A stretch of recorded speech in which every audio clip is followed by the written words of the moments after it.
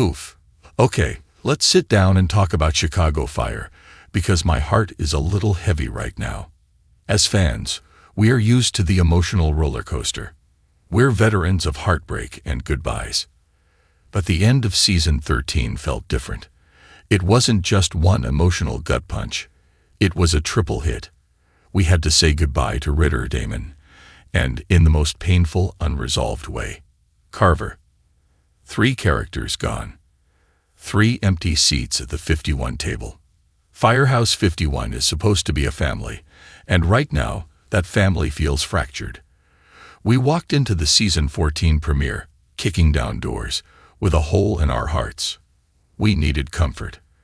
We needed to see our favorites, Kid, Severide, and Herman, band together. What we got instead, well, it was a massive, frustrating case of déjà vu. Let's talk about the new guy, Saul Vasquez. The Carver replacement we didn't ask for right out of the gate. The situation is tense. Vasquez, played by the talented Brandon Larricunt, who deserves better than this, isn't just a new firefighter. He's Carver's replacement on Truck 81. Carver, the guy who just left after exchanging those loaded, heartbreaking I love yous with Violet. The guy who went through hell and finally found his place, only to be written off. We aren't even close to being over that exit, and the show has already thrown someone new into his driver's seat. It immediately feels wrong. And then Vasquez opens his mouth.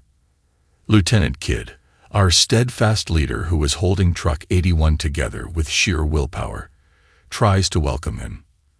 She tells him he has big shoes to fill, that Carver was a great driver. Vasquez's response, I'm better. The sound you heard was the collective groan of millions of fans. Oh no, not this, not again. It only gets worse. On the very first call, Vasquez is a menace. He drives Truck 81 like he's in a Fast and Furious movie, not an emergency vehicle with a crew inside. He's reckless, he's arrogant, and when Kidd rightfully and calmly chastises him for ignoring her orders and putting the team at risk, he all but shrugs her off. The disrespect. We're already protective of Kidd, and seeing this new guy brush her off like she's a minor inconvenience. It's infuriating. History repeats itself. And we're tired. Kidd, being the incredible lieutenant she is, immediately knows something is wrong. She does a little digging and, shocker, Vasquez's file is riddled with reports of insubordination. Red flags everywhere. She goes to Chief Pascal, urging him to cut the new guy loose, especially with the CFD making budget cuts. And this is where the one flicker of intrigue happens. Pascal tells her he can't. Vasquez is staying. Apparently someone high up in the CFD called in a favor to get him placed at 51. Okay, a little mystery. We'll file that away for later. But the core problem remains. We have another arrogant, disobedient, reckless Hafed at Firehouse 51. And this is where the bad trend becomes impossible to ignore. This isn't a character. It's a recycled template. As Ritter and Violet point out in the premiere, this is exactly what Carver was like when he first showed up. Remember season 11. Carver waltzed in with a massive chip on his shoulder, a history with Kidd, and a lone wolf attitude that put everyone on edge. It took seasons for him to unlearn that arrogance and become the team member we grew to love. But let's wind the clock back even further. Remember Gallo? When he replaced our beloved Otis, R.I.P., his entire personality was reckless Hafed. He was the guy who disobeyed Casey, climbed where he shouldn't, and took risks that made us scream at the TV. His whole arc was about taming his wild side. Remember Damon, just last season. The literal definition of a disobedient recruit. His entire storyline was centered around him, disobeying Kidd's direct orders during a call and then lying about it, almost torpedoing her career. It's the same story, over and over. A beloved character leaves. A new, handsome, arrogant young man arrives. He clashes with leadership, usually Kid. He's reckless and disobeys orders. He eventually learns a hard lesson, probably after almost getting someone killed. He has a heart-to-heart and becomes part of the family.